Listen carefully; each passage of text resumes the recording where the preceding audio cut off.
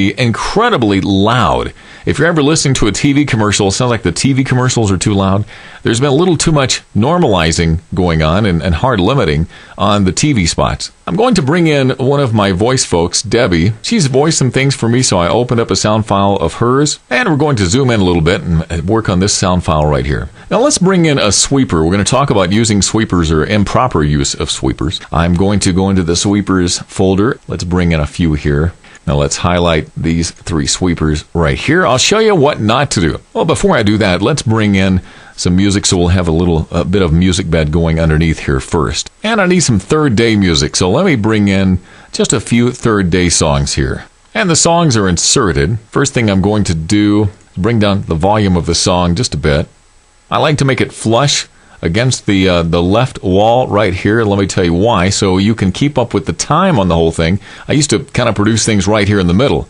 Problem with that is you can't tell where you are in the time. So let's move everything over to the left. I'll put the voice tracks at the top, move the music up below that, move the sweepers over here. Okay, here's a common mistake. People put way too many of the sweeper effects in and let them just stand there by themselves. Now listen to this. Get ready for the concert. The problem is you've got all these sweepers standing by themselves. I really don't like that. What I would do is, first off, let's pull this out. Move the voice up there, lower the volume of the lasers just a bit. And what I would do is bring them in just for a split second where it just sort of blends in. Get ready for the concert of the year. Now you may think, well, they didn't stand out. That's the idea. You don't want your sweepers to really stand out. Let me do something. I'm going to mute the music. And again, for emphasis, here's what I've seen people do. They let their sweepers go like this. Get ready for the... Now, you don't want that. It's basically saying, hey, look at our cool sweepers. So it's a huge mistake to let your sweepers stand out too much. We've all made that mistake because sweepers sound really cool, but let them blend in with the music. Now let's get to one of my biggest pet peeves, and it's especially in concert spots or promo spots, people not knowing how to mix the music very well.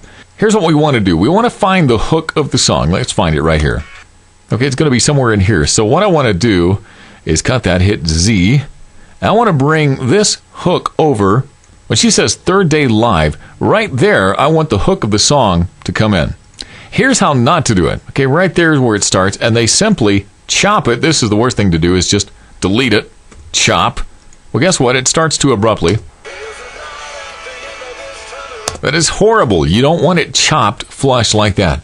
Let's bring that back out. Always fade it in, no matter what it is. Fade it in, so I'm going to create some volume levels here. Okay, it starts right about there. So I'm going to put a gradual fade in.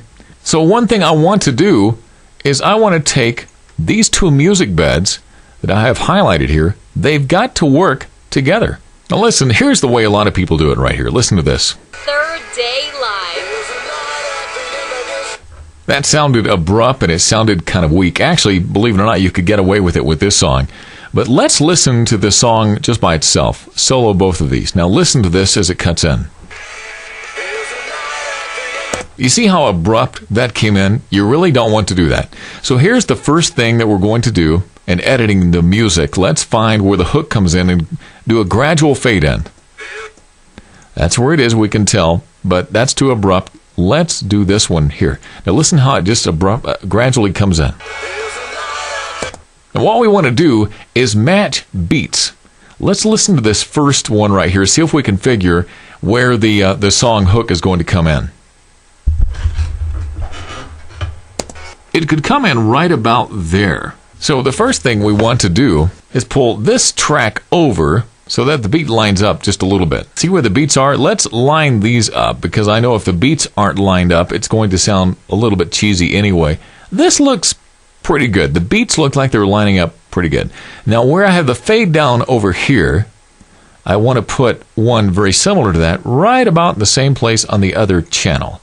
Now let's see if these sound okay together. Now the beats seem to work there, so what I want to do is lock these. Now that they're locked, let's match it with the voice. Her voice comes in right there. Day live.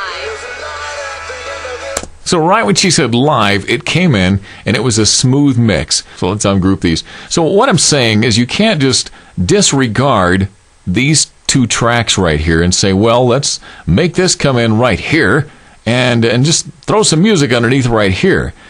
Pay close attention to the beats and how they line up. Otherwise, your spot is going to sound pretty cheesy. I'm going to highlight this and let's mix it down. For the concert of the year, Third Day Live. The next thing I'll do is maybe just bring in -1 dB of hard limiting and bring that back up. It sort of evens out the sound of the whole thing. So the final thing after you've mixed things together is you want to listen to things on small speakers, big speakers and small speakers. Listen to your headphones and get a different feel, because the way people listen in their car, there's all sorts of distraction and noise.